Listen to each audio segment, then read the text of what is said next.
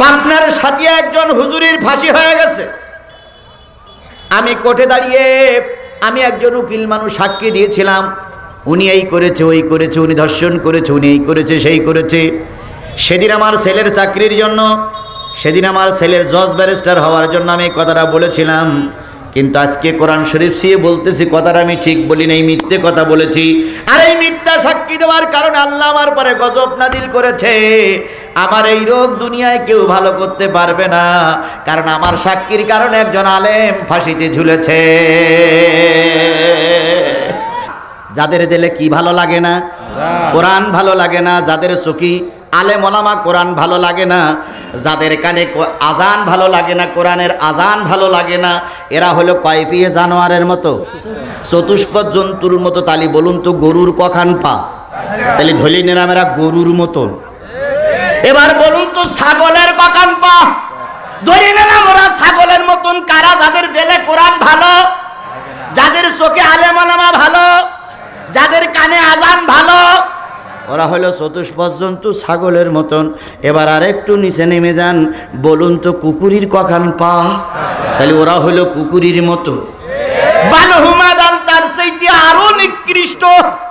কেন? কুকুর, গরু, ছাগল, শুকর এদেরকে তাও হাই হুই বললি বোঝে, কিন্তু মানুষ কিছু দুই পেয়ে জানোয়ার মার্কা লোক আছে, এদের যতই ভালো ভালো কথা বলেন না কেন, এদের কানের ভিতরে ভালো কথা ঢোকে না। অশ্বিনে দুইজন বাড়ি যাচ্ছেন, তো বলবেন যে জিহাদি হুজুর আজ কি কথাগুলো বললে শুনেছো? হুজুরা কত রকম বলে, এতই যদি ভালো হয় তার টাকা নেয় কেন? কি এরকম কথা বলা লোক আছে? আছে আছে। ইমাম সাহেব যদি এতই ভালো হয় তো বেতন নেয় কেন? ও আমরা ইমামতি করবার, আমার ছেলে মেয়ে ভিক্ষি করি খা। তোমরা বিয়ে করলে ছেলে মেয়ে হয়, আমরা বিয়ে করলে কিছু হয় না, তাই মনে করি, তাই না?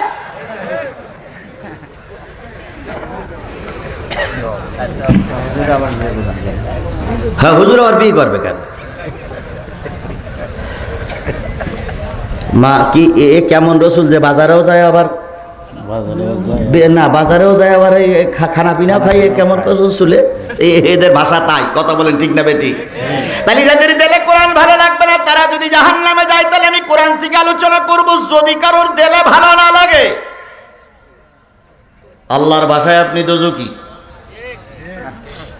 আল্লাহর ভাষায় আপনি জাহান্নামী। আপনি নিজেই বিবেচনা করবেন আপনি জান্নাতি না জাহান্নামী। তাহলে আল্লাহ আপনাদের জান্নাতি হিসেবে কবুল করুক। সকলে বলুন আমিন। আর একটু জোরে বলেন আমিন, আরো জোরে বলেন আমিন। তাহলে আমি সূরা নেসার 69 নম্বর আয়াতের তেলাওয়াত করব। তেলাওয়াতকৃত আয়াতের মূল বক্তব্য হলো জান্নাতে যাবে কারা? আমলিগ না, বিএনপি না, জাতীয় পার্টি না, জামাত ইসলাম না, তাবলিগ না, সর্বনাই না, হেফাজত না, 8 রশি না 14 রশি? কোন রশির লোক জান্নাতে যাবে? এটাই আজকে আলোচনার বিষয়। আপনি কি জান্নাতে যেতে চান না জাহান্নামে যেতে চান? এখানে কোনো দলদলির দরকার নেই। আপনি মুসলমান, আমিও মুসলমান, কথা বলেন ঠিক না বেঠিক? তাহলে জান্নাতে যেতে চান আপনারা? সবাই জান্নাতে যেতে চান। আমি আজকে জান্নাতের ভিতরে ঢুকুই দিয়ে আসবো। থাকতে পারবেন কিনা ওটা আপনার ব্যাপার, কারণ সবাই তো সব জায়গায় থাকতে পারে না, কথা বলেন ঠিক না বেঠিক? এখন আমার দায়িত্ব আল্লাহর কোরআন দিয়ে, রসুলের হাদিস দিয়ে জান্নাতের ভিতর ঢুকাই দেবো। থাক থাক উঠে দে, আমি আপনার জান্নাতের ভিতর ঢুকাই দেবো। থাকা না থাকার দায়িত্ব কার? আপনার। আপনি কি জান্নাতে যেতে চান? যে কটা লোক উঠবে বুঝতে হবে যে কটা লোক জান্নাত চায় না।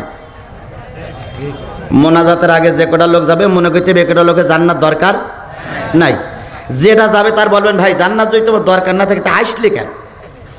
আর তুমি কোন কাজ করি মাপ পেয়েছো সেই কাজটা আমার বলো, আমিও কালকে তোমার সঙ্গে করবো। তাহলে আমাদের জান্নাতের দরকার আছে, আমরা শেষ পর্যন্ত থাকবো ইনশাআল্লাহ। যদি কেউ চলে যায় তাহলে বুঝে যাবো জান্নাতের দরকার নাই বলেও চলে যাচ্ছে। তাহলে আমরা জান্নাত নিয়ে এখান থেকে বাড়ি ফিরবো ইনশাআল্লাহ। আল্লাহ রসুল বলেছেন কুন আলেমান আও মুতাআল্লিমান আও মুস্তামিয়ান আও মুহিব্বাতান আও আলা খামসাতিন ফাতাহালিকু। রসুল বললেন যদি পারো আলেম হও। কি হও? আলেম হইলে লাভটা কি? আপনার শাহী মসজিদের ইমাম কিয়ামতের দিন বিশ্বাস করুন, উনি মানুক আর নাই মানুক, আপনারা মানেন আর নাই মানেন, আল্লাহ পাক ওনাকে যখন হিসাব করে জান্নাত দিয়ে দেবে, ইমাম সাহেব বলবে, আল্লাহ আমার অনুসারী, আমার মুক্তাদি, আমার মুসল্লিগুলো আমার সঙ্গে না দেওয়া পর্যন্ত আমি একা একা জান্নাতে যাব না। মান তাসাব্বা বিকৌমিন ফাহুয়া মিনহু, যেই জাতির সঙ্গে যেই লোকটার সঙ্গে ডাক থাকা হবে, ওই লোকটার সঙ্গে হয় জান্নাত নাই জাহান্নাম, ওই লোকটার সঙ্গে হয় জান্নাত নাই জাহান্নাম। ইমাম সাহেব একজন আলেম মানুষ, আলেমের সঙ্গে যারা মহব্বত রাখবে, আলেমের সঙ্গে হয় জান্নাত নাই জাহান্নাম। এখন আলেমেরা জাহান্নামে যাবে না, জান্নাতে যাওয়ার সম্ভাবনা বেশি, কিন্তু আমাদের দেশের হুজুরদেরকে জাহান্নামে বানাইয়েই দেওয়া হয়েছে। অন্য কোন লোক দোষ করলে দোষ হয় না, হুজুররাই দোষ করলে দোষ হয়ে যায়। বিয়ের আগে মা হইল, সে এবার ভোটে দাঁড়াতে পারতেছে, আর মামুনুল হক বৈধ বউ নিয়ে রিসোর্টে গেল। মামুনুল হকের জামিন হচ্ছে না, ও যে বৈধ বউ নিয়ে গেছে। আর এরা অবৈধভাবে বিয়ের আগে সন্তান জন্ম দিল, সেই মা এখন এমপি হবে। আমি সরকার বাহাদুরি বলি, এত দেউলিয়া হয়ে গেছেন যে প্রার্থী আর খুঁজে পাচ্ছেন না। তাই ওই 9টা মহিলা আছে বিয়ের আগে মা হয়, তাদের আপনাদের প্রতীক দিতে হবে। আপনারা এত নিচে নেমে গেলেন কি করে?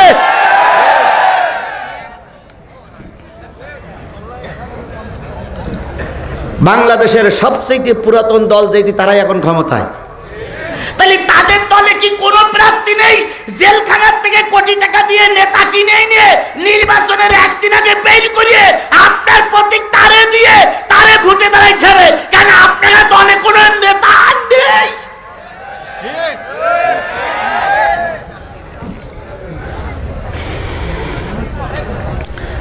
সুতরাং আলেমদের সঙ্গে থাকলে, আলেমেরা জান্নাতে গেলে আপনিও জান্নাতে যাবেন। এখন সবাইকে আলেম হতে পারবে? আল্লাহ রাসূল বলেন সবাই আলেম হতে পারবে না। আও মুতাআল্লিমান, যদি আলেম না হতে পারো ছাত্র হও। কি হও? একজন ছাত্র উঠে দাঁড়াও তো, যে গজল বলেছিলে সে দাঁড়াও তো। কই সে কই? নেই, তোমরা একজন দাঁড়াও, একজন দাঁড়াও। হ্যাঁ, এই পাশে ওখানে দাঁড়াও, তুমি এখানে দাঁড়াও। এই যে ছাত্রটা, এ কি শিখতেছে? কোরআন শিখতেছে। এই হলো জীবন্ত কোরআন, এ হলো জীবন্ত কোরআন। এ কোরআন হলো মৃত্যু কোরআন। এ কোরআন কিসে লেখা? কাগজে। আর এই কোরআন যে মুখস্থ করে, ওইটা হলো জীবন্ত কোরআন। আল্লাহ রসুল বলেছেন, একজন হাফেজ মারা গেলে সব কিছু পচে যায়, কিন্তু দেলটা পচে না। এটা হলো জীবন্ত কোরআন। জীবন্ত কোরআন দেখে নেন। এই জীবন্ত কোরআন যদি না পারো, ওই জীবন্ত কোরআন হও। আলেম যদি না হওয়া তো তাহলে কি হও? ছাত্র হও, জীবন্ত কোরআন হও। তাও যদি না পারো, আলেম রাজা বলে তাই শুনে চলো।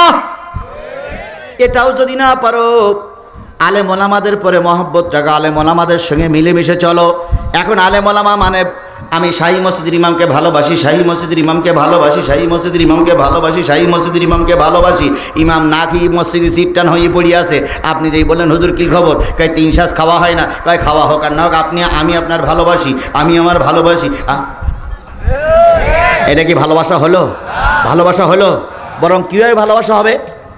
ওই ইমাম সাহেবের সুখ দুঃখ, তার ঘর করে দেওয়া, তার থাকার ব্যবস্থা করে দেওয়া, খাওয়ার ব্যবস্থা করে দেওয়ার নাম ভালোবাসা। কথা বলেন ঠিক না বেঠিক? আপনি যদি এতিম বাচ্চাদের ভালোবাসেন, তাহলে এখানে একটা প্রতিষ্ঠান আছে না নাই? ওই প্রতিষ্ঠানে ওরাই লেখাপড়া করতেছে। ওই লেখাপড়ার পিছনে ওদের যদি একটু মেহনত করে, একটা জায়গি রাখেন, একটা লজিং মাস্টার রাখেন, এক মুঠো খাবার দেন, এক উক্তর খাবার দেন, বাড়িতে একটা ভালো কিছু হইলে যদি হুজুরদের দাওয়াত করে খাওয়ান, ওটাই হলো ভালোবাসার প্রতীক। কথা বলেন ঠিক না বেঠিক?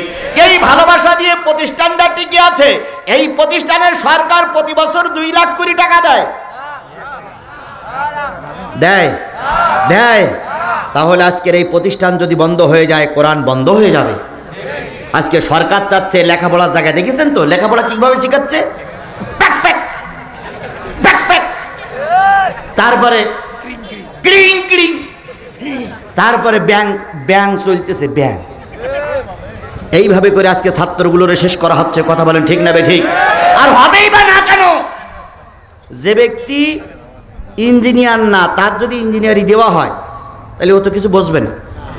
যে ব্যক্তি পাইলট, ওই ব্যক্তির হাতে যদি ভ্যানাওয়ালার হাতে যদি পাইলটের দায়িত্ব দেওয়া হয়, তাহলে প্লেন অ্যাক্সিডেন্ট করবে না? আমাদের দেশ একটা আজব দেশ, যে যে বিষয়ে পারদর্শী না তারে সেই বিষয়ের মন্ত্রী বানানো হয়, যার কারণে এই সে পারুক গাই গাদার মতন ঠালে। আল্লাহ এদের হেফাজত করুক। আমি বলতেছিলাম এই প্রতিষ্ঠানটা টিকাই রাখতে পারলেই কোরআনের এই প্রতিষ্ঠান কোরআন টিকে থাকবে। কথা বলেন ঠিক না ঠিক? আল্লাহ নবী বলেছেন একজন হাফেজে কোরআন যদি গ্রামের ভিতর দিয়ে চলে যায়, ওই গ্রামে 40 দিন পর্যন্ত কবরের আযাব আল্লাহ মাফ করে দেয়। তাহলে অন্তত 40-50 জন হাফেজে কোরআনের ভিতরে আছে, এরা যখন প্রতিদিন সকাল বিকাল হাঁটতেছে আপনার গ্রামেরা কবরের আযাব মাফ হচ্ছে। বাবা যে জমি করেছিল সেই জমি নিয়ে যাই না, আমিও যা করেছি জমি নিয়ে যাই নাই, এই জন্য বাবার নামে 20 আর মার নামে 20 আর আপনার নামে 10, এই 20 10 আর 20 40 আর 10 50টা টাকা এই মাদ্রাসায় দান করা যাবে?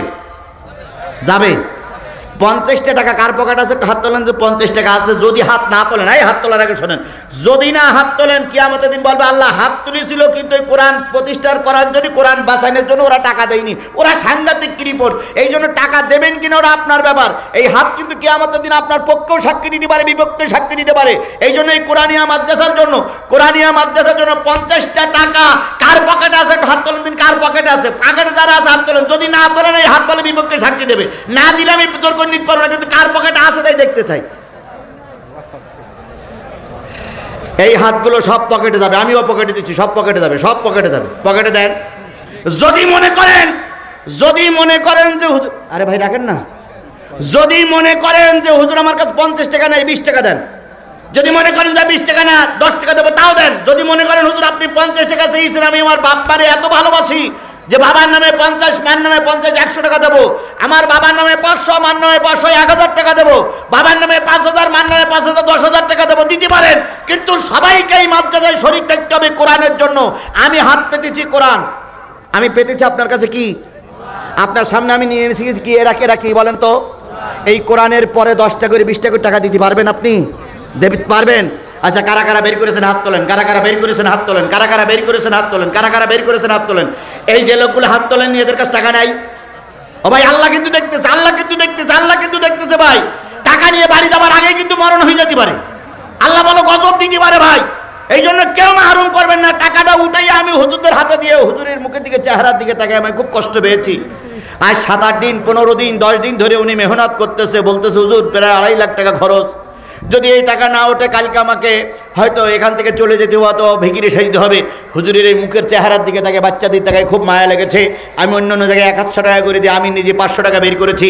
আমি যদি একজন মোসাফের হয়ে 500 টাকা বের করতে পারি, 500 টাকা বের করার মতন লোক এই সমাজে নেই। দেখি আমার সঙ্গে কেটা কেটা হাত মেলাতে পারেন। ছেলেরা যাচ্ছে, ওই হাফেজারা যাচ্ছে, ওদের দিলে কিন্তু জীবন্ত কোরআন। আমি কিন্তু মৃত্যু কোরআন টাকা রেখেছি, আর জীবন্ত কোরআন আপনাদের দিকে যাচ্ছে, এই জীবন্ত কোরআন যাচ্ছে। এদেরকে ফিরাবেন না, দোহাই আপনার দুটো পায়ে ধরে অনুরোধ করি, প্রতিষ্ঠানের জন্য দয়া করে ওদের ফিরাবেন না। আল্লাহর আদালতে আপনার কৈফিয়ত দেওয়া লাগবে। প্রতিষ্ঠান যদি ঋণগ্রস্ত থাকে অবশ্যই কৈফিয়ত দেওয়া লাগবে। আসুন সবাই মিলে টাকা দিয়ে আমরা আলোচনা শুরু করি। দেন হুজুর। মাশাআল্লাহ ইমাম সাহেব ভাই আরো কিছু দিয়েছেন, মাশাআল্লাহ, আল্লাহ কবুল। এবার দেন। তোমার বাপ, তোমার নাম কি? আব্দুল হামিদের বাপ মারা গেছে, মা মারা গেছে। 500 টাকা। জি ভাই 50 টাকা। মাশাআল্লাহ, আল্লাহ কবুল করুক, আল্লাহ কবুল করুক। জি মাশাআল্লাহ, আল্লাহু আকবার, আল্লাহ কবুল করুক। জি বাবা কি নাম? আব্দুল জলিল আমার নূর। হ্যাঁ জি, পিস আব্দুর রহমান ভাই টাকা দিয়েছে, মাশাআল্লাহ। জি আব্দুল জলিল ভাই আপনার জন্য দোয়া হবে ইনশাআল্লাহ। আমি তো আর এইভাবে কালেকশন করতে পারবো না। এই রুমালগুলো ফিরে আসলেই আম্মা জানদের কাছেও রুমাল চলে গেছে। আমি শুনেছি যত পুরুষ আসছে তত মা বোন আসছে। এক বস্তা আলু এনার নামে 1 বস্তা আলু, এনার নামে 1 বস্তা আলু লিখে দেন, আল্লাহ কবুল করুক। সবাই মিলে দেন। টাকাগুলো ফিরে আসলেই আমি আমার মূল আলোচনায় চলে যাব। আল্লাহ কবুল করুক, আল্লাহ কবুল করুক। ভাই এখানে থাকলে আল্লাহ খুশি হবে, আর যদি এই ময়দান ছেড়ে চলে যান বুঝতে হবে জান্নাত আপনার কপালে নেই, তাই ওয়াজ ভালো লাগতেছে না। আমি কোনো অবস্থায় 12টার উপরে ওয়াজ করি না, এটা সবাই জানে 12টা পর্যন্ত ওয়াজ হবে। মেহেরবানি করে আজকে আপনি চলে যাবেন না। অন্যান্য দিন আলোচনা হয়েছে, আজকে ভিন্ন আলোচনা হবে ইনশাআল্লাহ। আল্লাহ কবুল করুক। একটু জিকির করেন সুবহানাল্লাহ। ছোট হুজুরা তাড়াতাড়ি, ছোট হুজুরা তাড়াতাড়ি, যত তাড়াতাড়ি পারো।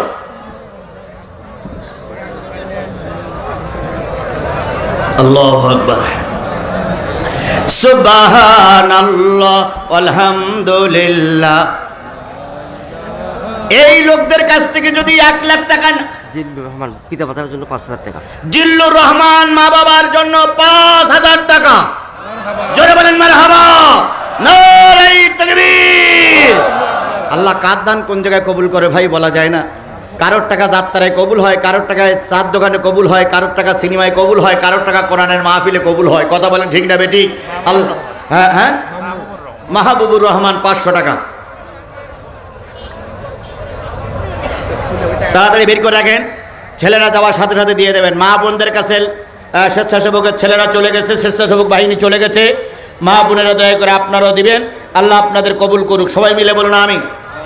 আরো জোরে আমিন, আরো জোরে, একটু জোরে তাকবীর দেন, নারে তাকবীর, আরো জোরে লিল্লাহে তাকবীর। বীর মুসলমান, বীর মুসলমান, ধরো আল কোরআন, ফিরায়ে আনো সেই হারানো সম্মান। বীর মুসলমান, বীর মুসলমান, আল কোরআন, ফিরায়ে আনো সেই হারানো সম্মান। নারায়ে তাকবীর, আরো জোরে নারায়ে তাকবীর। তোলো এ তাকবীর ধ্বনি ধরায়ে আরেকবার।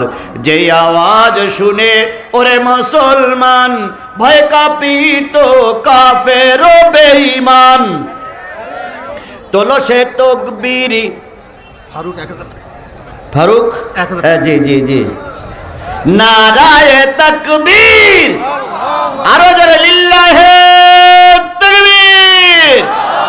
বন্ধুগণ আর নয়, টাকাগুলো নিয়ে হুজুর যেখানে জমা দিতে বলেছে সেখানেই জমা দাও। হাফজেখানা ছাত্ররা কোন সূরা? কামলারা কৃষি কাজ করে, কয়েকজন মিলে দিয়েছে। মাশাআল্লাহ, কৃষি কাজ করে। আল্লাহু আকবার, আল্লাহু আকবার। মাঠে কাজ করে ওরা দিন মজুর, ওনারা দিলেন 1000 টাকা।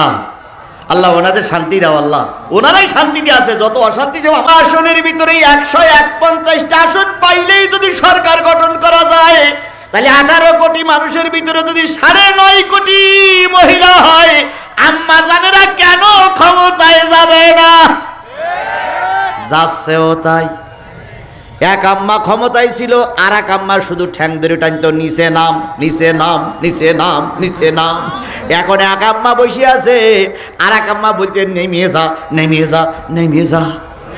ওই আম্মাই আম্মাই করতেছে মারামারি, আর আমরা পড়েছি বড় বিপদে। আম্মা হলো প্রধানমন্ত্রী, বিরোধী দলের নেত্রী, এখন আম্মা। এখন বলেন তো বিরোধী দলের নেতা কেডা? এখন হলো রওশনের সাথে ছুটকি বুড়ি, না পারে কথা বলতে, না পারে চট্টি, উনি হলো বিরোধী দলের নেত্রী। আবার বলেন আমাদের দেশের স্পিকার, উনিও মহিলা। এই বর্তমান শিক্ষামন্ত্রী যে শিক্ষা নিয়ে রঙ্গ তামাশা করতেছে, এখন শুনতেছি ক্লাস 1 থেকে ক্লাস 10 পর্যন্ত কোনো পরীক্ষাই হবে না। ছোটবেলায় একটা জিনিস স্কুলে যেতাম আর বলতাম, আল্লাহ লেখাপড়া সুখের হইতো যদি না হইতো পরীক্ষা। কি তাই বলতাম না? লেখাপড়া সুখের হতো যদি না হইতো পরীক্ষা। তাহলে পরীক্ষা ভালো ছাত্ররা কখনো মন খারাপ করে না। এরা আসলেই রাতের নেতা, এরা দিনের নেতা নয়। এই জন্য এরাও চায় ছাত্ররাও যেন ওই রকম হয়। বেটা বেটি পরীক্ষা হবে না, তাহলে ছাত্র তুই কি বুঝলি ছাত্র ভালো না মন্দ? কি আপনার পরীক্ষা হবে না? আর এর আগে তো করোনার সময় শুধু অটো পাস দিয়েছে, auto pass, auto pass, auto pass. আর এখন বলতেছে পরীক্ষা হবে না। এরাই যদি আরো 10 বছর, আল্লাহ রাব্বুল আলামিন কি করবে আমি জানি না। এরা যদি আরো 10 বছর থাকে, ছেলেপিলেরা স্কুলে যাবে, নিজের নামও লিখতে পারবে না। এখন ম্যাট্রিক পাস করে ইংরেজি দেখি ভালো পড়তে পারে না। কথা বলেন ঠিক না বেটি? এমনকি ভালো বাংলাও জানে না। আর আমার দেশের কিছু হুজুররা কামেল পাস করিও সূরা ফাতিহা সহি করে পড়তে পারে না। এগুলো শিক্ষা ব্যবস্থার দোষ। কথা বলেন ঠিক না বেঠিক? আলিয়া মাদ্রাসায় আল্লামা সাইদি পড়েছেন, তিনি ভালো আলেম ছিলেন। কথা বলেন ঠিক না বেঠিক? তারপরে আল্লামা সাইদি পড়েছেন আলিয়া মাদ্রাসায়, মতিউর রহমান নিজামী পড়েছেন আলিয়া মাদ্রাসায়, তারপরেই ওবাইদুল হক জাতীয় মসজিদের খতিব উনি পড়েছেন আলিয়া মাদ্রাসায়, ওনারা আলিয়া মাদ্রাসার থেকে ভালো শিক্ষক হয়েছে। আর এখন যারা মাদ্রাসায় পড়ে সূরা ফাতিহা সহি করে পড়তে পারে না, তার মানে হলো শিক্ষার অভাব। ছাত্রর দোষ না, সব দোষ হলো সরকারের। কথা বলেন ঠিক না বেঠিক? এখন আবার আমাদের দেশের কি নিয়ম হয়েছে, লেখাপড়া যারা করবা, পরীক্ষা যারা দেবা, হলে নিয়ে যাবা হলো মোবাইল দেখে দেখে লিখে নিয়ে আসবা, অথবা খাতা বাড়ি নিয়ে আসবা, বাড়ি আনার পরে লিখে নিয়ে সেই খাতা জমা দেওয়া। তাহলে এই যদি হয় লেখাপড়ার অবস্থা। ওই পাকিস্তান যখন চলে গেছিল, ওরা ধ্বংস করেছিল বুদ্ধিজীবী, ধ্বংস করে দেশটার সর্বনাশ করেছিল। আর আজকে যারা পাওয়ারে আছে এরা ধ্বংস করতেছে শিক্ষা। কে বলেছিল আমার একটা শিক্ষিত মা দাও? আমি তো একটা শিক্ষিত কি দেবো? নেপোলিয়ান বলেছিল আমার একটা শিক্ষিত মা দাও, আমি একটা শিক্ষিত জাতি উপহার দেব। আজকে হায়রে অবস্থা, আজকে শিক্ষার বড় অভাব। কেন অভাব হবে না? এমপিটি ভোটে দাঁড়াচ্ছে ভিক্ষে করা লোক। এমপিটি ভোটে দাঁড়াবে ভিক্ষুক। এমপিটি ভোটে দাঁড়াইছে সেই খেলোয়াড়। এমপিটি ভোটে দাঁড়াইছে ওই বট গাছ তলায় বসে মেয়ে লোকের সঙ্গে সুর করে প্রেম করে ওরাই। তাহলে এরা যদি এমপি হয় তাহলে দেশ থাকবে? আর এই কথাগুলো বললেই আমাদের কিছু লোক কয় হুজুর অস করতে এসেছেন, রাজনীতি করবেন না। আমার দেশে যদি কোরআন বলার পরিবেশ না থাকে, আমার দেশে যদি মুসলমান না থাকে, এ ওয়াজ দিয়ে কোনো ফায়দা নয়। আল্লাহ বোঝার তৌফিক দিক। তারপরেও কিছু লোক বোঝে না, কথা বলেন ঠিক না বেঠিক? তাহলে সূরাটার নাম কি? সূরাতুন নিসা, মদিনায় অবতীর্ণ সূরা সমূহের ভিতরে একটা অন্যতম সূরা। 176টা আয়াত, 24টা রুকু। 176টা আয়াতের ভিতর থেকে আমাদের তেলাওয়াতকৃত আয়াত কত বললাম? 6, 10 নয়, 59 আল্লাহ বলতেছেন ওয়া মাইয়িতিল্লাহা ওয়ার রাসূল ফাউলাইকা মা'আল্লাযীনা আন'আমাল্লাহু আলাইহিম মিনান নাবিয়্যিনা ওয়াস-সিদ্দিকিনা ওয়াশ-শুহাদাই ওয়াস-সালিহিন। যারা আল্লাহর আনুগত্য করবে, রসুলের নেতৃত্ব মেনে নেবে, আল্লাহ যাদের উপরে সন্তুষ্ট তাদের সঙ্গেই তোমার ইহকাল এবং পরকালের সাথী হবে। পরকালের সাথী হবে আল্লাহ যাদের। আপনাকে তো কি বলে, দোষ খারাপ বলি একরকম, বোঝে একরকম, আর বলে একরকম, বুঝায় আর একরকম। সেদিন এক ওসি সাহেব ফোন দিয়ে বলতেছে, হুজুর খুব তো উল্টো পাল্টা বলেন, মাহফিল তো বন্ধ করে দেওয়া হবে। আমি বললাম উল্টো পাল্টা বলি এটা কে বলেছে? একদল লোক আমার কানে বলেছে। আমি বললাম আপনি আজকে স্টিল উপস্থিত থাকেন, থেকে আমার আলোচনাগুলো শুনুন, শোনার পরে মন্তব্য করুন। যদি মাননীয় ওসি সাহেবের কাছ থেকে এখান থেকে কেউ ফোন দিয়ে থাকে, আমি আপনার কাছে সবিনয় অনুরোধ করছি, আপনি যে গ্রুপের লোক হন, আপনি উপস্থিত হয়ে আমার কথাগুলো শুনুন, শোনার পরে মন্তব্য করুন। আমি কোথায় সরকার বিরুদ্ধে কথা বলি? আমি আমার দেশের কথা বলি, আমি ইসলামের কথা বলি, আমি কোরআন হাদিসের হক কথাগুলো মানুষের কাছে তুলে ধরার জন্য চেষ্টা করি। আর এই কথাগুলো বলে যদি দোষ হয় তাহলে নবীরাও দোষ করেছেন। এই কথা বললে যদি দোষ হয় তাহলে সাহাবী আজমাইনগণ দোষ করেছেন। এই কথা বললে যদি দোষ হয় তাহলে 4 ইমাম দোষ করেছেন। এই কথা বললে যদি দোষ হয় তাহলে পৃথিবীর সব আলেমরাই দোষী। আলেমরা যখন হক কথা বলা বন্ধ করে দেবে, তখন খোদার গজব নাযিল হবে। আল্লাহ রসুল বলেছেন আফজালুল জিহাদ কালিমাতুল হক ইনদা সুলতানুন জাহির। সবচেয়ে বড় জিহাদ হচ্ছে জালেম শাসকের সামনে সত্য কথা বলা। আজকে সব আলেমগুলো যদি সত্য কথাটা বলতো তাহলে জালেমেরা মাথা উঁচু করে দাঁড়াতে পারতো না। কিন্তু আমরা আজকে কথা বলা বন্ধ করেছি, ওরা আজকে ময়দানে কথা বলতেছে, আমাদের ঘাড়ের পরে তিড়িং তিড়িং করে না পাচ্ছে। ওসি সাহেব মঞ্চে আসলেন, 1-2 ঘন্টা আলোচনা করার পরে উনি যাওয়ার সময় বলে গেলেন যে হুজুর শুনেছি আপনি অনেক এই আলতো ফালতো কথা বলেন, কিন্তু আজকে যা শুনলাম না, আসলে যে কথাগুলো সমাজের জন্য প্রয়োজন সেগুলোই বলেছেন। জ্ঞানী যারা বোঝে তারা শুধু ইশারায়, নাদানেরে বুঝাইতে কে পারে কোথায়।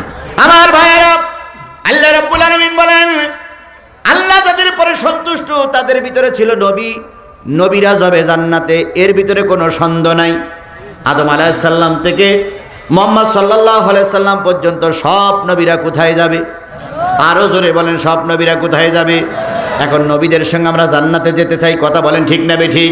এবার আসুন, নবীদের ভিতরে সবচেয়ে সব গুণে গুণান্বিত ছিল, তার ভিতরে নবীদের ভিতরে দুইটা গুণ ছিল, সব নবীদের ভিতরে একই গুণ ছিল।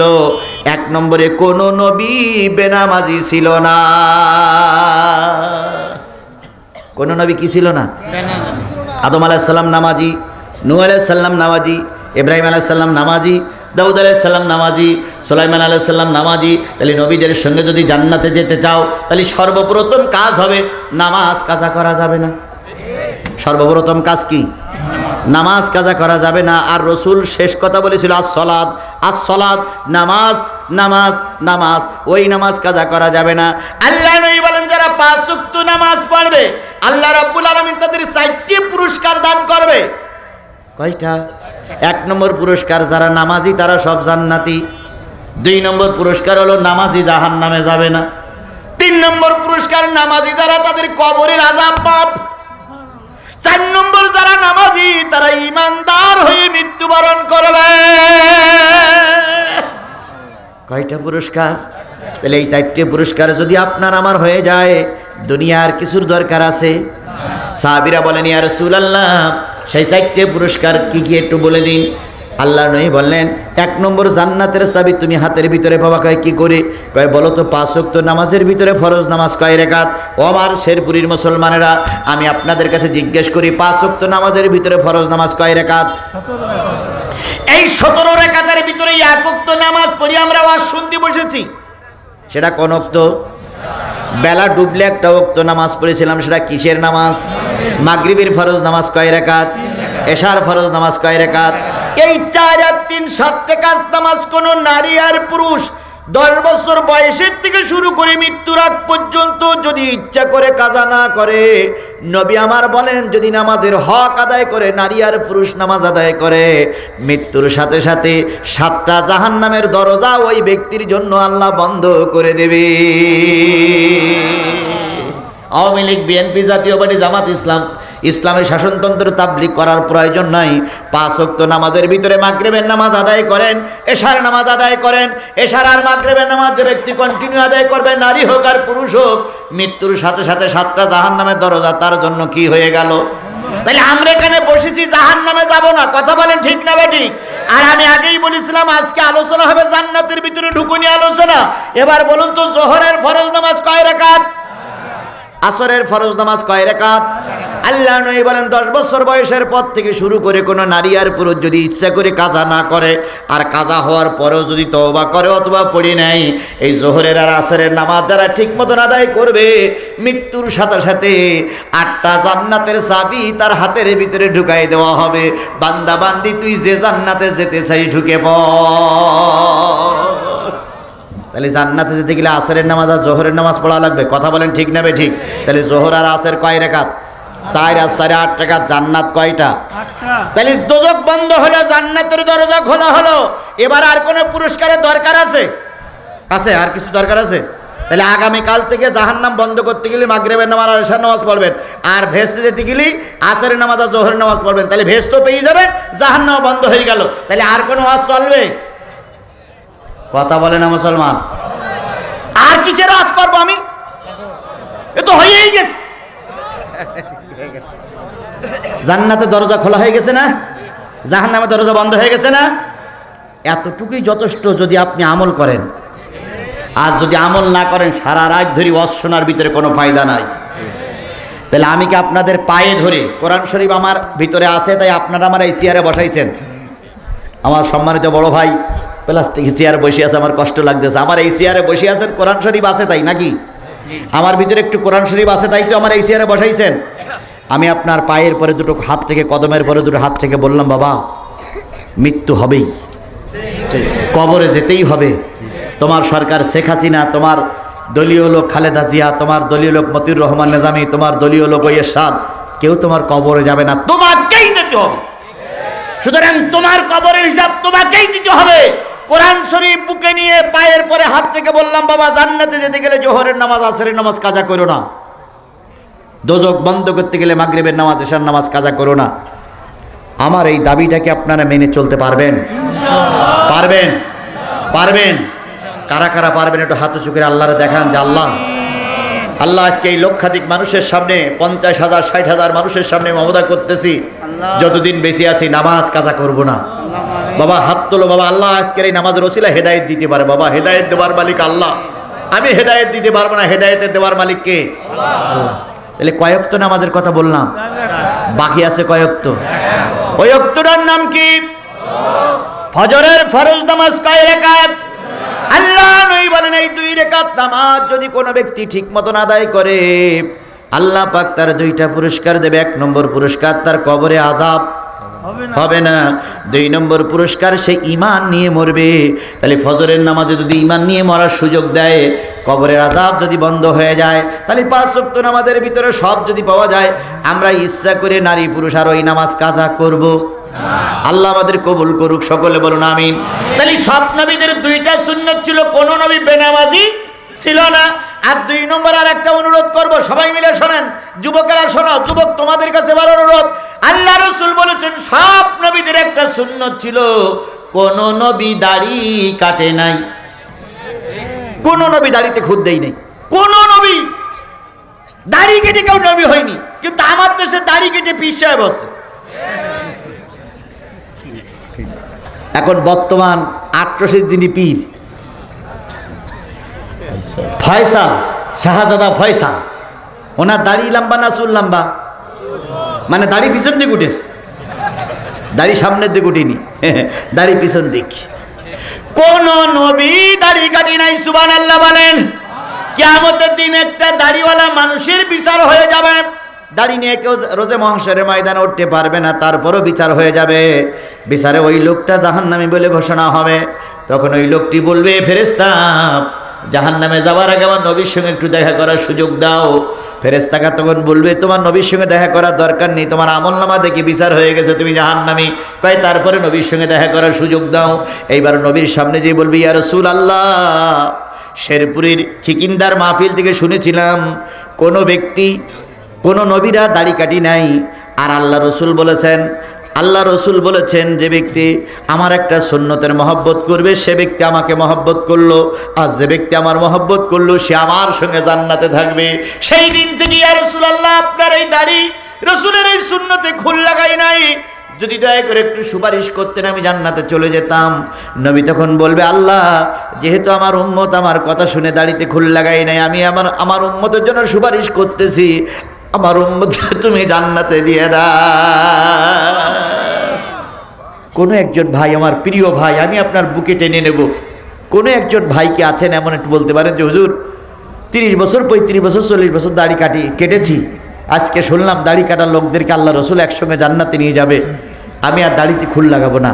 এরকম একটা লোককে এই বিশাল ময়দান থেকে হাত উঁচু করে বলতে পারবেন যে হুজুর আমি মাশাআল্লাহ, একজন যুবক মাশাআল্লাহ, 2 জন যুবক, আল্লাহ আল্লাহ আল্লাহ তুমি কবুল করো, আল্লাহ তুমি কবুল করো, আল্লাহ তুমি কবুল করো।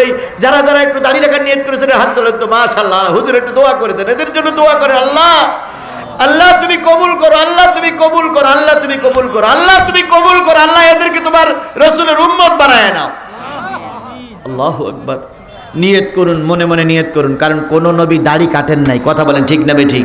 এবার আসুন নিয়ত করে আল্লাহর কাছে নিয়ত করুন, আল্লাহই বরকত দিয়ে দেবে।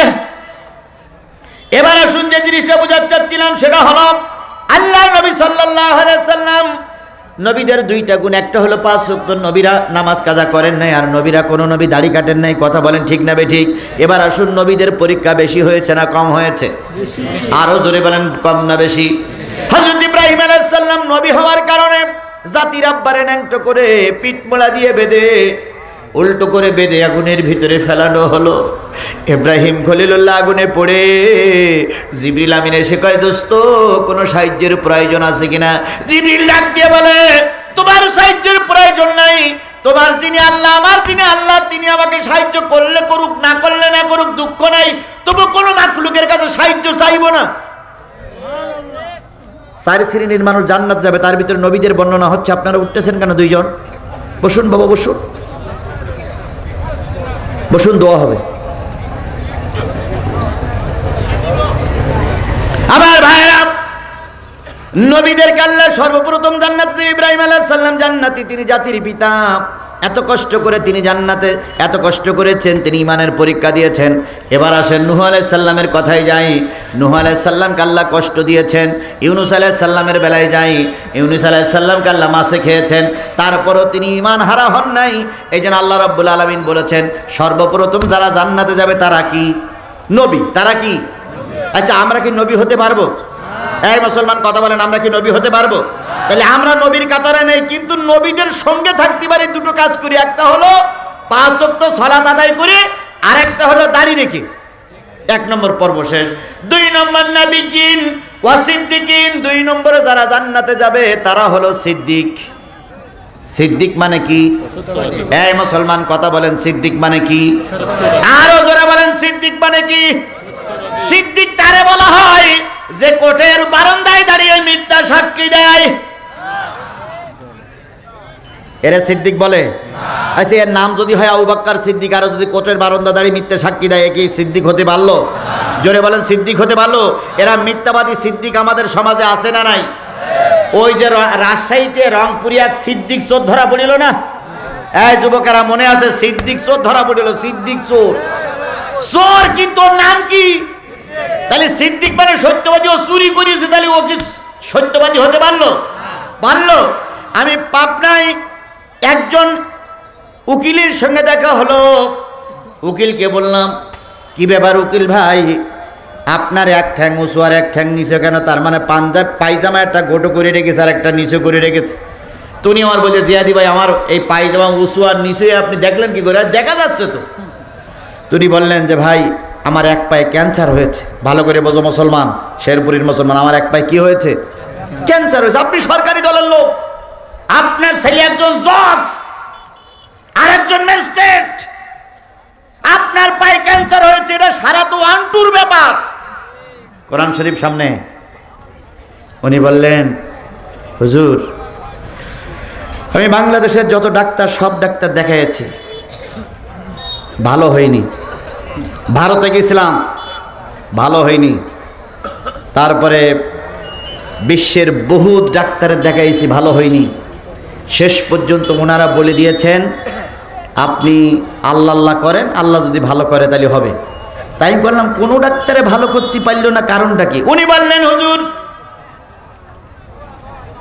পাবনার সাথে একজন হুজুরের ফাঁসি হয়ে গেছে। আমি কোর্টে দাঁড়িয়ে আমি একজন উকিল মানুষ সাক্ষী দিয়েছিলাম, উনি এই করেছে ওই করেছে, উনি ধর্ষণ করেছে, উনি এই করেছে সেই করেছে। সেদিন আমার ছেলের চাকরির জন্য, সেদিন আমার ছেলের জজ ব্যারিস্টার হওয়ার জন্য আমি কথাটা বলেছিলাম। কিন্তু আজকে কোরআন শরীফ দিয়ে বলতেছি কথাটা আমি ঠিক বলি নাই, মিথ্যে কথা বলেছি। আর এই মিথ্যা সাক্ষী দেওয়ার কারণে আল্লাহ আমার পরে গজব নাজিল করেছে। আমার এই রোগ দুনিয়ায় কেউ ভালো করতে পারবে না, কারণ আমার সাক্ষীর কারণে একজন আলেম ফাঁসিতে ঝুলেছে। ও আমার জাতি, তুমি একটা সাক্ষী দিলে, ওই সাক্ষীর কারণে নিরপরাধ মানুষ জেল খাটলো। তোমার একটা সাক্ষীর কারণে আল্লামা সাঈদী মৃত্যু কারাদণ্ড ভোগ করতে করতে মারা গেছে। তোমার কোন দোয়া মালিকের কাছে কবুল হবে না।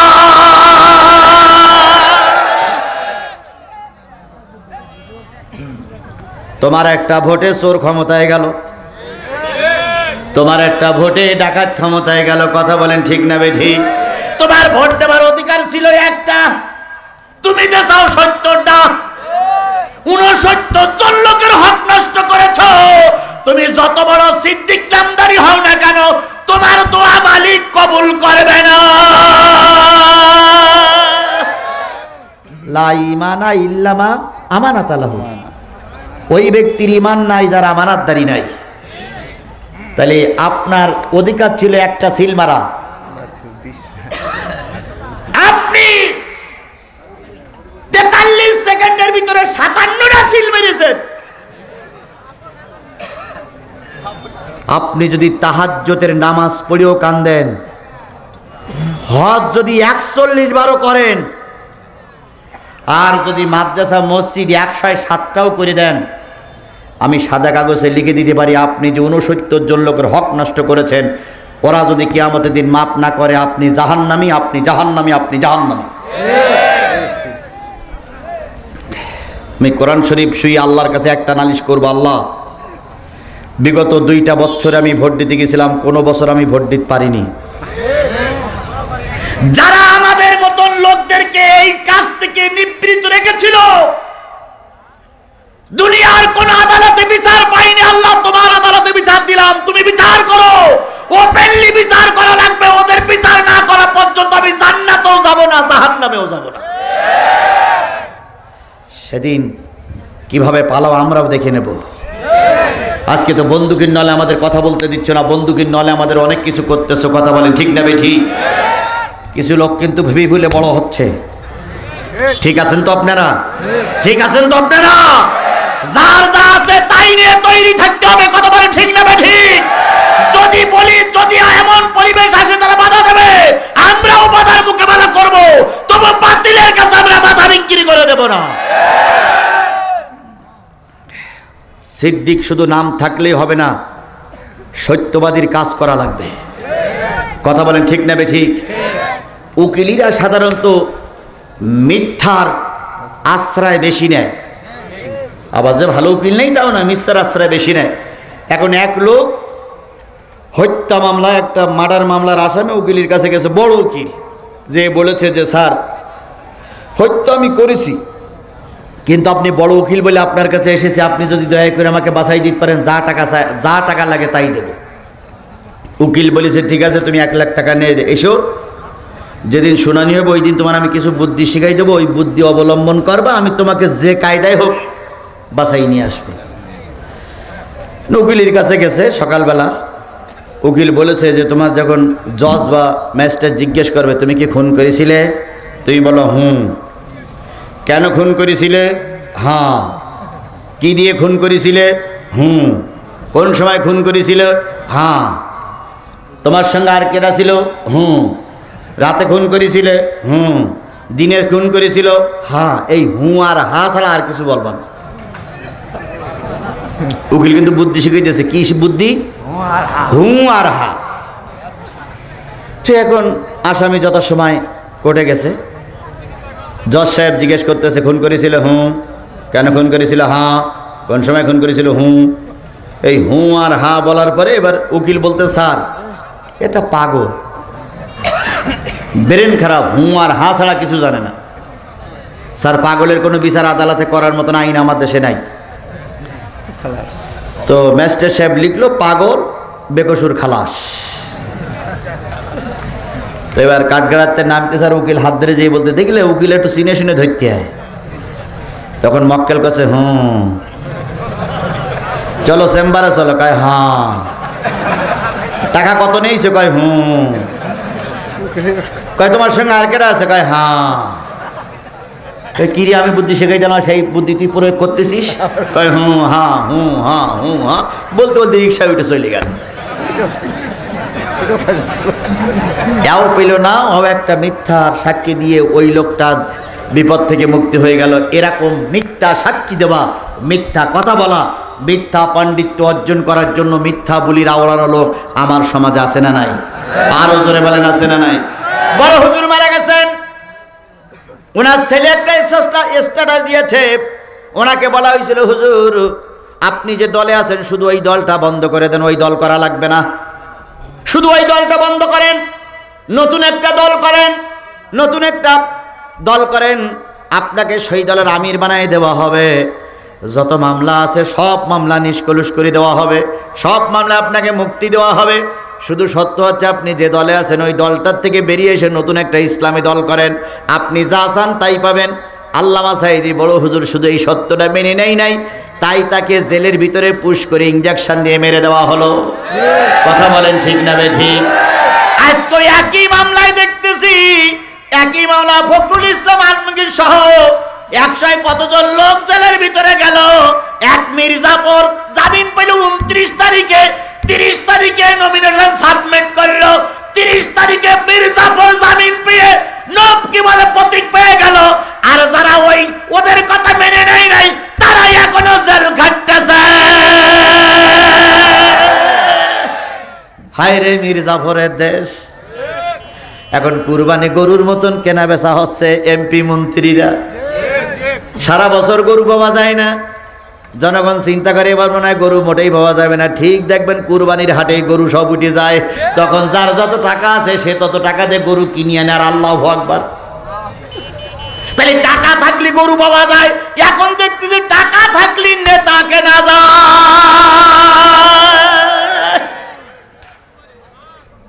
আল্লাহ আল্লাহ, ঠিক আছেন তো শেরপুরীর মুসলমান? ঠিক আছেন তো শেরপুরীর মুসলমান? আল্লাহই ভালো জানে কপালে কি আছে। কি আপনারা ভয় পাচ্ছেন? কাপড় চোপড় নষ্ট হচ্ছে? সত্য কথা বলতেই হবে, কথা বলে ঠিক না ঠিক? হকের দাওয়াত দিতেই হবে। যতক্ষণ বেঁচে আছি ততক্ষণই যথেষ্ট, কিন্তু হকের পক্ষে থাকতে চাও। তাহলে সত্যবাদীরা যাবে জান্নাতে। তাহলে প্রথম হলো নবী, 2 নম্বর কি? সিদ্দিকিন। আবু বকর সিদ্দিক নামটা ছিল আবু বকর। সিদ্দিক নাম হলো কেন? রাসূল মেরাজ থেকে আসলেন, আসার পরে আল্লাহ নবী সাল্লাল্লাহু আলাইহি সাল্লাম মেরাজের কথা বললেন, কাবার হাতিমের সামনে মেরাজের ঘটনা বললেন। আবু জেহেল বলল, মোহাম্মদ আগে ছিল হাফ পাগল আর আজকেতে ফুল পাগল। কেন? কই একই রাত্রিতে জান্নাত দেখেছে, জাহান্নাম দেখেছে, বাইতুল মুকাদ্দাসে গেছে, আরশে আজিমে গেছে, আল্লাহর সঙ্গে কথা বলেছি, এত কিছু দেখেছে, আবার পানি গড়িয়ে যাচ্ছে, তার আগে ফিরে আসছে। আগে ছিল হাফ, এখন হলো ফুল। তোরা একটা আনন্দ করতেছে, হুজুরকা মাথায় কিচ্ছু নেই, গুলি নেই, এ নেই, তা নেই, এই করতেছে সেই করতেছে, বলতে বলতে যাচ্ছে। ইতিমধ্যে আবু বকর চাচ্ছিলেন রসুলের দরবারে। আবু জেহেল বলতে, আবু বকর তোমার নবী আগে ছিল হাফ, এখন ফুল। কয় তার মানে? কয় তোমার নবী আগে যা বলতো বলতো, জাহান্নামের কথা বলতো, জান্নাতের কথা বলতো, কিন্তু আজকে বলতেছে জান্নাত দেখে এসে জাহান্নামও দেখে এসে। তো জান্নাত দেখে এসে জাহান্নাম দেখে এসে, দেখে আসার পরে তাহাজ্জুদে উযু করতে গিয়েছিল, আবার উযু করে এসে ফিরে আইছে, এই সে বলতেছে এখনো পানি গড়াই যাচ্ছে। তাহলে তোমার এই নবীর কথা কি বিশ্বাস হয়? আবু বকর বললেন, ও মক্কার নেতারা, এই কথাটা কে বলেছে? কয় মুহাম্মদ সাল্লাল্লাহু আলাইহি সাল্লামের মুখ দিয়ে বাহির হয়েছে। আবু বকর বললেন, যদি এই কথা নবী বলে থাকে, ও কথা 100% সত্য। কারণ নবীর যখন ভালো সময় ছিল তখন এই কঠিন কথা বলিনি। নবীর এখন দারুণ কষ্টের সময়, দাদা নাই, চাচাও নাই, এই মুহূর্তে নবী এমন একটা কথা বলতে পারেন না। এই জন্য নবীর কথাই মেনে নিলাম, 100% সত্য। নবীর কথাই যে আবু বকরের নবীর মুখ দিয়ে শোনার আগে আবু বকর বিশ্বাস করেছে, তাই আবু বকরের নামের শেষে কি দেওয়া হলো? সিদ্দিক। আজকেও যদি কোরআন হাদিসের কথা শুনে সন্দেহ না করে কোনো ব্যক্তি বিশ্বাস করে মনে প্রাণে, তাকেও আমরা সিদ্দিক বলতে পারি। এই জন্য সিদ্দিক মানে হলো সত্যবাদী। যতদিন বেঁচে আছি, যে দল করি না কেন, আমি কোনো দলের পক্ষে না বিপক্ষে নয়, তবে যতদিন বেঁচে আছি সিদ্দিকের পক্ষে থাকবো, সত্যবাদীদের পক্ষে থাকবো ইনশাআল্লাহ। তাহলে প্রথমে হলো নবী, তারপর হলো সিদ্দিক, তারপর হলো শুহাদা, শহীদ, তারপর কি? শহীদ।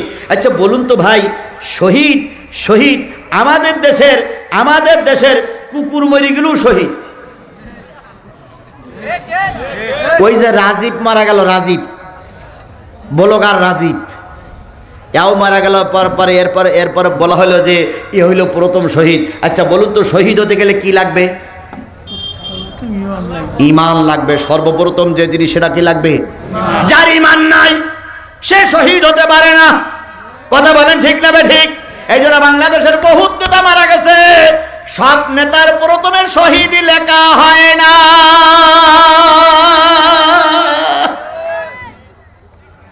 সব নেতার পিছনে প্রথমে কি শহীদ লেখা হয়? কারণ শহীদ হতে গেলে ঈমান লাগবে। আমির হামজা শহীদ। কি বলেন তো আমির হামজা কি? উহুদের যুদ্ধে কাফেরদের মোকাবেলা করতে যে আমির হামজার পিছন দিক থেকে বর্ষা লেগে গেল, তীর পড়ল, আমির হামজা লুটে পড়লেন। আমির হামজার পরে আরো আঘাত আসলো, শেষ পর্যন্ত আমির হামজা শহীদ হয়ে গেলেন। আমির হামজার কলিজাটা চিরে হিন্দা নামক পাপিষ্ঠ মহিলা কলিজাটা চিরে চিবাইয়ে চিবাইয়ে খেয়েছে, গালের ভিতরে চিবাইছে। এরপরে নাক কান কেটে, পুরুষাঙ্গ কেটে, হাত কেটে, নাক কেটে, চোখ কেটে, চোখ তুলে নিয়ে, পুরুষাঙ্গ তুলে নিয়ে একটা মালা বানিয়ে সেই মালা গলায় পরিয়ে পরিয়ে সেই মালা পরে নাস্তা গুত্তুকি করেছে। এই আমির হামজা ইসলামের জন্য জীবন দিলেন, একে বলা হয় শহীদ। এই সমস্ত শহীদরা যাবে কোথায়? মুসলমান কথা বলেন, শহীদরা যাবে কোথায়? আরো জোরে বলেন, শহীদরা যাবে কোথায়? জান্নাতে। শহীদদের মৃত্যুটা হলো পিঁপড়ার কামড়ের মতন। শহীদ শুধু মৃত্যুবরণ করবে, এপারে তো ওপার জান্নাত, ওপার জান্নাত আর এইবার দুনিয়া, দুনিয়ার থেকে জান্নাত চলে যাবে। তাহলে 3 নম্বরে যারা মৃত্যু, 3 নম্বরে যারা শহীদ হবে তারা যাবে আল্লাহর জান্নাতে। তাহলে নবী, সিদ্দিক, শহীদ, এই 3টে আমরা কেউ হতে পারবো? সিদ্দিক হলে হতে পারি, সিদ্দিক হলে হতে পারি, শহীদও হলে হতে পারি, কিন্তু নবী হতে পারবে না। কথা বলে ঠিক না বেঠিক? এবার 4 নম্বর আছে সালিহিন। সালিহিন মানে নেককার, ভালো আমল, নেক কাজ করা। নেক কাজ করার কথা প্রথম থেকে শুরু করেছি। 5 ওয়াক্ত সালাত আদায় করা নেক কাজ না খারাপ কাজ? এই মুসলমান কথা বলেন, 5 ওয়াক্ত নামাজ আদায় করা ভালো কাজ না খারাপ কাজ? তাহলে আমরা তো অন্তত আর কিছু না করতে পারি, 5 ওয়াক্ত সালাত আদায় করতে পারি, কি এটা নেক কাজ নয়? এবার বলুন তো, কোরআন হাদিসের পক্ষে থাকা ভালো কাজ না মন্দ কাজ? ভালো কাজ। আমরা কোরআন হাদিসের পক্ষে থাকবো ইনশাআল্লাহ। দেশ রক্ষা করার জন্য, যারা সীমান্ত রক্ষা করার জন্য 1 ঘন্টা টাইম দেয়, আল্লাহ রসুল বলেছেন সারা রাত জেগে জেগে তাহাজ্জুদ নামাজ পড়লে যে সওয়াব হয়, দেশ রক্ষার জন্য 1 ঘন্টা সময় দিলে তার আমলনামায় সেই সওয়াব লেখা হয়। সুতরাং আমরা দেশ বিরোধী হব না, আমরা দেশের পক্ষে থাকবো। রাজি আছেন? এই মুসলমান রাজি আছেন? দেশের পক্ষে থাকবো, রাজি আছেন? খবরদার, খবরদার, খবরদার, কোন সময় দেশের বিরুদ্ধে যাক এমন কোন কাজ আমরা করব না। আমরা কথা বলি ঠিকই, যা বলি সব দেশের জন্যই বলি, এর মানে এই নয় যে আমরা দেশদ্রোহী। আপনারা চ্যালেঞ্জ করলাম, আপনাদের সেইটা আমরা দেশপ্রেমিক বেশি। আমরা চ্যালেঞ্জ করতে পারি, আপনাদের সেইটা আমরা দেশপ্রেমিক। যদি বলেন কেমন হুজুর? আপনারা ব্যাংক লোন নিয়ে শোধ করেন না, আর আমরা ব্যাংকের টাকাও নেই না, শোধ করার প্রশ্নই ওঠে না। সুতরাং আমরা দেশপ্রেমিক। আমরা ছেলে মেয়ে বেদিলিয়ে দেশেই বেদেই। আমরা বিদেশি মেয়েও বিয়ে করি না, বিদেশের ছেলের সঙ্গে আবার মেয়েও বিয়ে দেই না। সুতরাং আমরা দেশপ্রেমিক। আর আপনারা তো নিজের ছেলে বিদেশের মেয়ের সঙ্গে বিয়ে দেন, তাহলে আপনারা দেশপ্রেমিক না আমরাই দেশপ্রেমিক? কথা কি মেলে? এরপরে বলি, আমাদের যে কয়টা টাকা থাকে হয় ইসলামী ব্যাংকে আছে, নাই আল আরাবা ব্যাংকে আছে, নাই বাংলাদেশ ব্যাংকে আছে। আমাদের টাকা আমাদের ব্যাংকে আছে, আর তোমরা টাকাগুলো নিয়ে সব সুইস ব্যাংকে পাঠাইছ। আমেরিকায় বাড়ি কিনেছো, কানাডায় বাড়ি কিনেছো। তোমরা যদি এতই দেশপ্রেমিক হও, টাকা যেভাবে পারে আয় করিস, তো তাই চুরি করি হোক, ডাকাত করি হোক, খুন করি হোক, পরের জমি ভাগি হোক, আয় করিস, তাই আয়ের টাকাগুলো দেশে রাখো, আরো কিছু লোকের কর্মসংস্থান হোক। তো ও টাকাগুলো বিদেশে কেন? এই দেশপ্রেমিক, ও টাকাগুলো বিদেশে কেন? আপনারা বাংলাদেশের 4টে দল, বড় বড় দল, আওয়ামী লীগ, বিএনপি, জাতীয় পার্টি, জামাত ইসলাম, 4টে দলের একজন করে মহাসচিব আছে। 4টে দলের একজন করে, আওয়ামী লীগের মহাসচিব আছে, বিএনপির মহাসচিব আছে, জাতীয় পার্টির মহাসচিব আছে। 3 দলের আওয়ামী লীগের যিনি মহাসচিব, আমি যতটুকু জানি ওনার ছেলে মেয়ে নেই, ওনার কোনো ছেলে মেয়ে নেই, আছে কিনা আল্লাহ ভালো, যতটুকু জানি নেই। আর বিএনপির মহাসচিব আর জাতীয় পার্টির মহাসচিবের ছেলে মেয়ে আছে, সব ছেলে মেয়েগুলো বিদেশে, আর এনারাই একলা রাজনীতি করে এদেশে। তাহলে তুমি যদি এতই দেশপ্রেমিক হও, বাংলাদেশের বিশ্ববিদ্যালয়ে তোমার ছেলে মেয়ে লেখাপড়া হয় না, সব বিদেশে পাঠাও, আর তোমরা মঞ্চে দিয়ে ধিন ধিন করে নাচর, আমরা দেশপ্রেমিক, দেশপ্রেমিক, দেশপ্রেমিক। আমাদের ছেলেমেয়েরা বিদেশে পড়ে না এমন কোনো কথা না, পড়ার জন্য যায়, কিন্তু বিদেশে বাড়ি করার জন্য যায় না। এই জন্য আমরা দেশপ্রেমিক, আমরা দেশদ্রোহী নই। তাই আমরা, শেষ কথা হলো, ও হাসুনা উলাইকা রফিকা, উত্তম ব্যবহার করো, আল্লাহ তোমাদের বন্ধু হয়ে যাবে। এই জন্য আমরা যে কথাগুলো আজকে বললাম, সেই কথাগুলোর ভিতরে মূল বক্তব্য হলো, যতদিন বেঁচে আছে, আওয়ামী লীগ হোক, বিএনপি হোক, জাতীয় পার্টি হোক, জামাত ইসলাম হোক, চরমনাই হোক, হেফাজত হোক, ফুরফুরা হোক, যে দল করি না কেন, কালকের থেকে আজান দিলে আর নামাজ কাজা করব না। একা একা নামাজের থেকে জামাতের নামাজ পড়ায় সব বেশি না কম? আমরা জামাতের সঙ্গে নামাজ আদায় করব, রাজি? 2 নম্বর, যারা দাড়ি রাখার ওয়াদা করেছে, যুবক যারা ওয়াদা করেনি, যাদের কাছে শুনতে পাইনি, সকলের কাছে অনুরোধ, আর ইচ্ছা করে দাড়িতে খুল লাগাবো না। যদি একান্তই বড় করে রাখতে সমস্যা হয়, একটু ছোট করে রাখো, তবু দাড়িতে খুল লাগাইও না। 3 নাম্বার, যতদিন বেঁচে আছি কিসের পক্ষে থাকবো? আরো জোরে বলেন, কিসের পক্ষে থাকবো? কারা কারা কোরআনের পক্ষে থাকতে রাজি আছেন? দুই হাত উঁচু করে দেখান।